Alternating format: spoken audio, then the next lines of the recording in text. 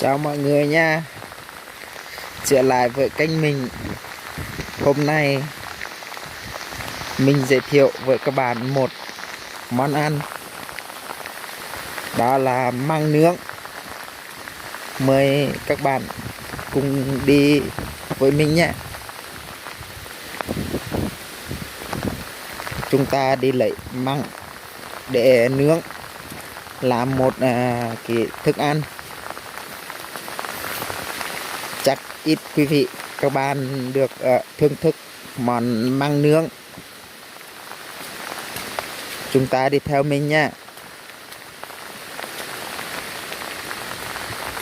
Hôm nay là trời mưa.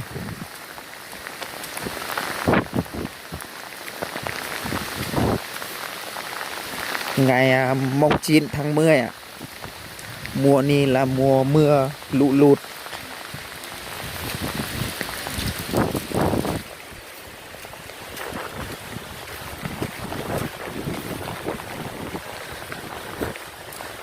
Sắp tới cây tre rồi ạ.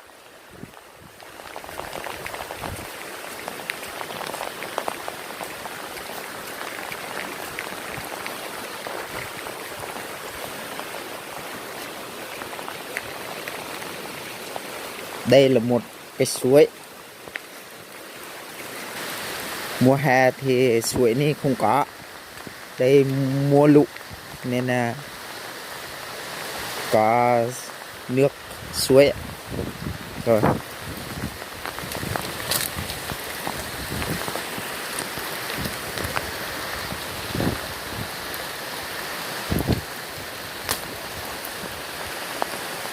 Đây là cây tre nhà mình.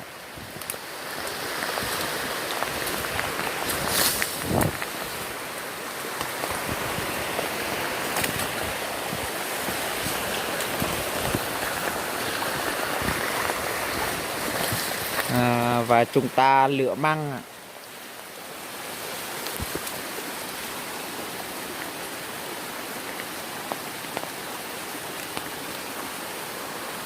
Tội quá, xin quý vị các bạn thông cảm nha.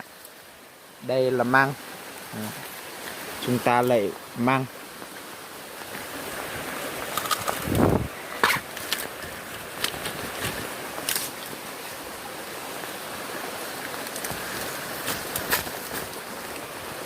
Rồi, xong rồi ạ. Giờ chúng ta bắt đầu về.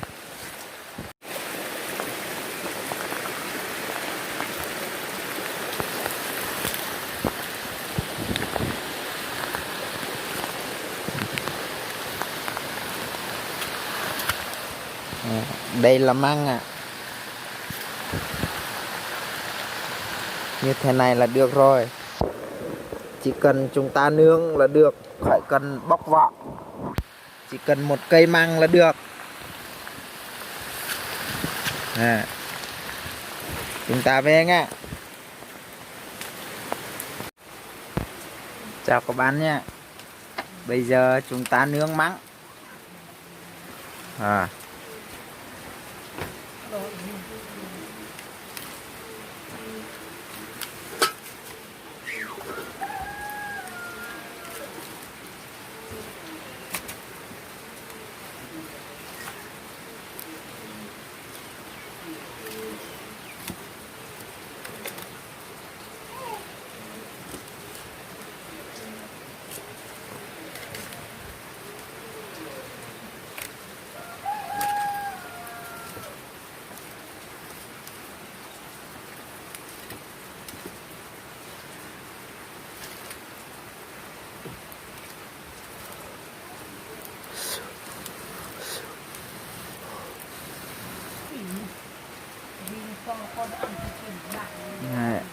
Nướng khoảng 15 phút là chín.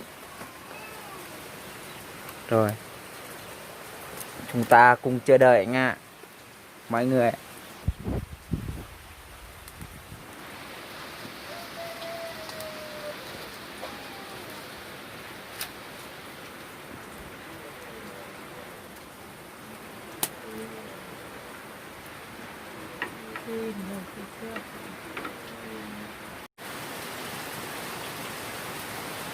Vậy là chín rồi mọi người nha. Chúng ta cùng bọc vỏ.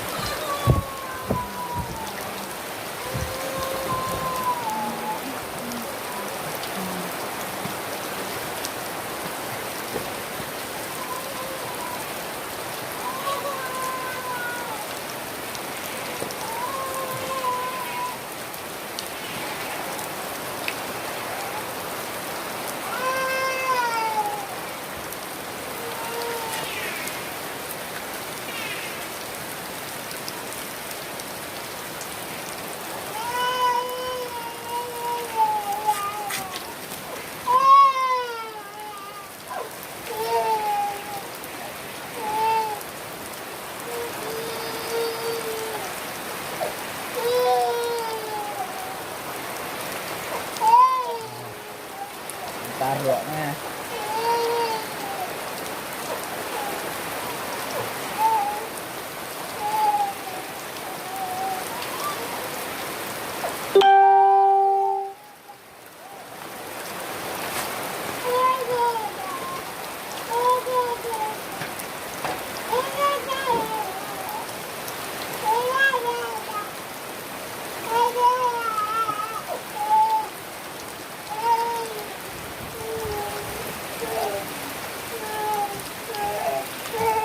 Rồi, chúng ta ngâm vào nước lạnh khoảng 15 phút.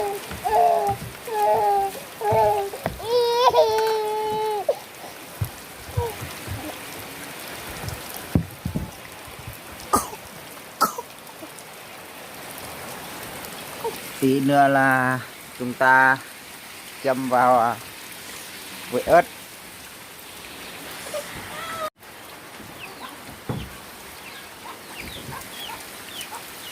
Vậy là 15 phút đã xong rồi mọi người ạ.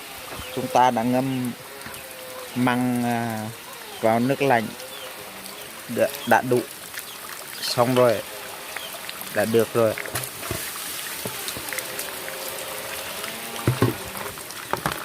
Rồi.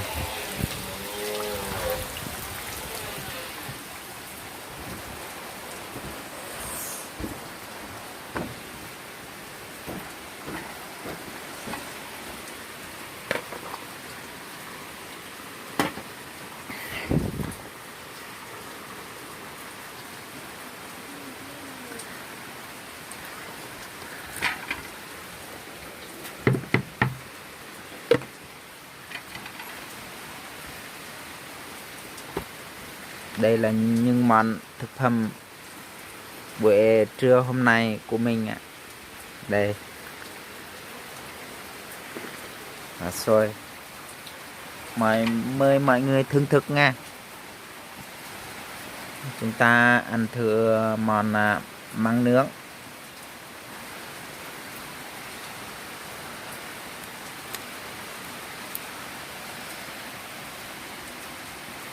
Chấm với ớt.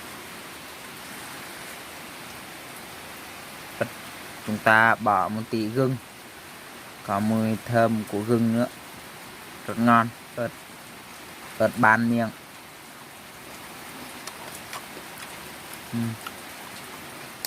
Ngon. Nói chung là luộc và nướng so sánh lại ngon hơn chúng ta nướng. Nướng có một vị thơm của nướng.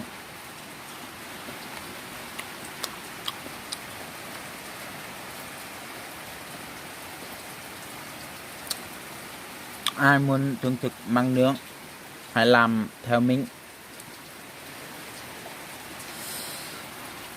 rất ngon.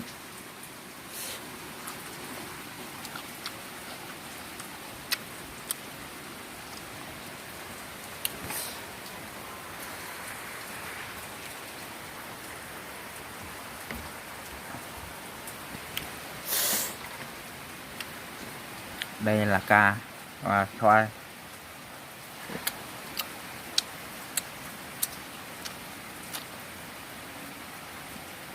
Ăn thử cá luộc.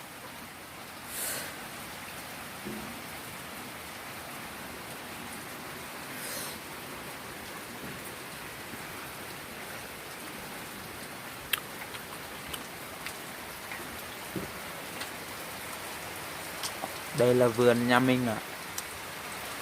Đấy, rau thơm chi cũng đầy đủ hết. Đấy. Và chào mọi người nhé. Mọi người đang xem, nhớ like và đăng ký ủng hộ cho mình nha. Và video tới đây đã kết thúc. Chào mọi người. Cảm ơn mọi người đã xem video.